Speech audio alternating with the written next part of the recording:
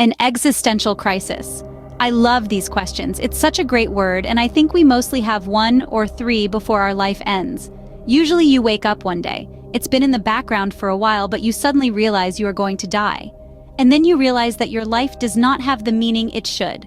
Crisis. You are real and not drifting along for the ride. Other people are real, and you have to start thinking about them and your relationships with them, good and bad. You begin to think about your attitude to them, and it's different.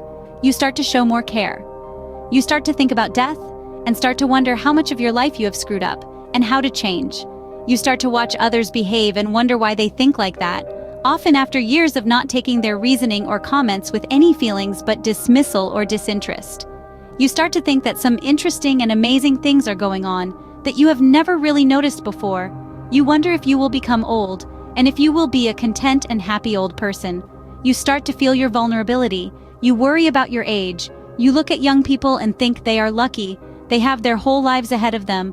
You thought you were fine, made decisions easily, and are now not so sure. You think about your invincibility and start to really think about taking better care of your health. Think about death and who will be there. Often start to realize you haven't been there for others. You start to talk and reach out, often with people in the family or people you used to be close to see if there is still a relationship. You try to be honest, you become sensitive. After all, death is a real fear now. You Google questions like, what is the meaning of it all? What am I doing with my life? You become emotional, scare yourself, cry at movies, read self-help books, and think about life and death. Think about the people you have never really given the time of day to. Look at your family and wonder what they think of you. You may be going through a perfectly average day, feeling fine, when all of a sudden you start tearing up. You are struck with thoughts of life and death. You have to tell yourself to keep it together, but it becomes more difficult. Sometimes it's all about you, when it never used to be. Self-doubts abound. You start to care about other people dying and visualization of your own death. Now, you actually feel like you are dying inside.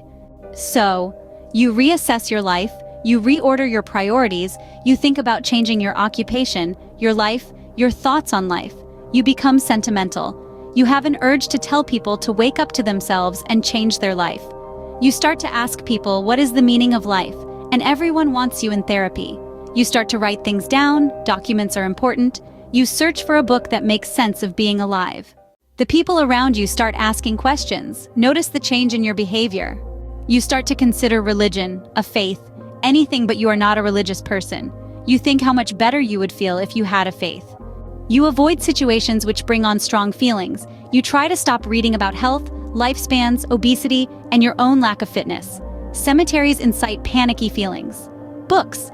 They are filled with articles on average lifespan, obesity percentages, disorders, and disease. You avoid them. You become a slight hypochondriac. You think back to when you had a dentist, doctor, or dermatologist appointment and realize you probably should have taken more care in preventative health. You think of taking risks. If you only have one life to live and you cannot do it over, it seems like there is nothing left to lose. You are going to lose it all inevitably. You start to think more rationally, and the calming of the mind begins. If you already knew what you wanted to do with your life, an existential crisis may be the best thing for your life and career. You rediscover your youthful dreams. You try not to waste time after overcoming the initial paralysis. You try to live every day at a time, which is as hard as a thing as you have ever done. You try to cope.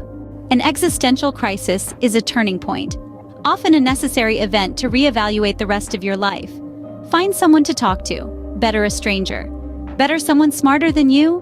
Better someone that you respect and gives you time and encouragement to talk about your new need to weep and feel like it's been such a waste of a life. Someone who helps you to think rationally and encourages you to feel these new feelings. Someone who encourages you to take risks in talking to people, even though most people will advise you to just get over it. You will be a better person when you start to see the light at the end of the tunnel. Take your time and feel the pain. Good luck. Personally, I think it's a great life change.